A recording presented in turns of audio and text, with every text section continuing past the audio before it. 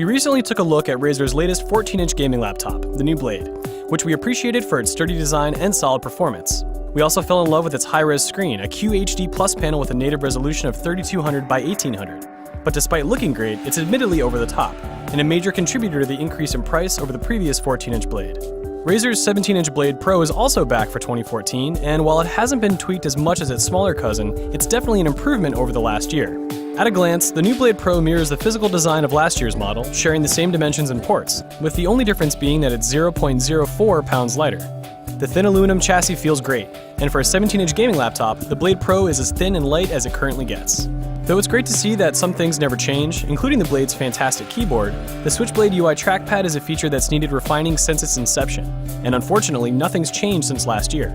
The promise of the Switchblade UI, a full-color touchscreen display with 10 customizable keys with displays of their own, isn't as enticing as it's made out to be. With the secondary display, you can run apps alongside or in unison with desktop apps. And with the customizable keys, you can define hotkeys for various applications and implement full-color icons to give them character. Sure enough, these features work, but the problem is the compromises that arise from their inclusion, especially the touchscreen. The issues with the Switchblade UI go beyond its distinct features. For one, the plastic surface that protects the display is a poor surface for a laptop trackpad. Put simply, the surface tension is easily disrupted by even the slightest amount of residue, resulting in an input that feels inconsistent. It's positioned to the right of the keyboard, which is unusual for a laptop and will take some getting used to. On the plus side, it makes sense from a comfort standpoint if you can't use a mouse when gaming on the go. The 10 customizable keys are functionally better than the trackpad, but despite Razer's marketing images, the per-key displays are recessed into the keys rather than positioned on the top, and the lensing effect that's used to direct the image towards the left, done for visibility, makes things a blurry mess from any other angle. Personally, I found no worth in the ability to run apps on my keyboard.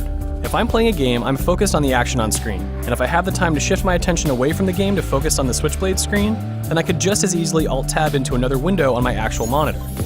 The new Pro model also comes with the same CPU as last year, an Intel Core i7-4700HQ quad-core CPU at 2.4 GHz, but it's paired with a new GPU, NVIDIA's 860M, in addition to 16GB of DDR3 RAM, which is twice as much as the previous model.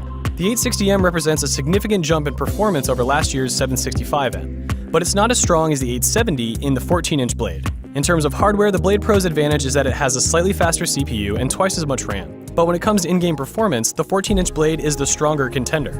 The Blade Pro does benefit from slightly better battery life, lasting around 90 minutes during extreme gaming scenarios, and close to 5 hours while web browsing, word processing, and media streaming sessions.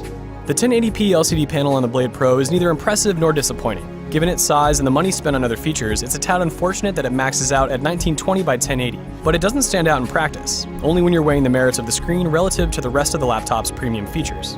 In terms of inputs, the Blade Pro has the essentials covered: 3 USB 3.0 ports, Ethernet, headphone and microphone combo port, and an HDMI out. It's worth noting that it lacks an SD card slot, which is quickly becoming commonplace in the laptop market.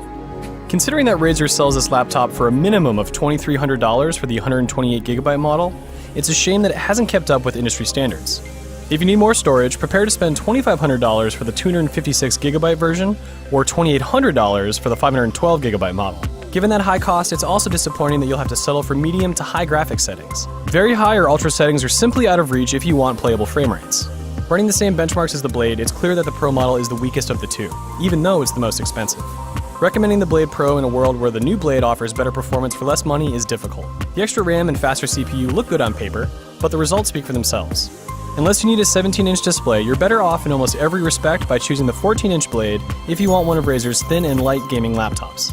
It's better at gaming, it features a remarkable screen, it's more portable, and it isn't plagued by a trackpad that's occasionally inconsistent.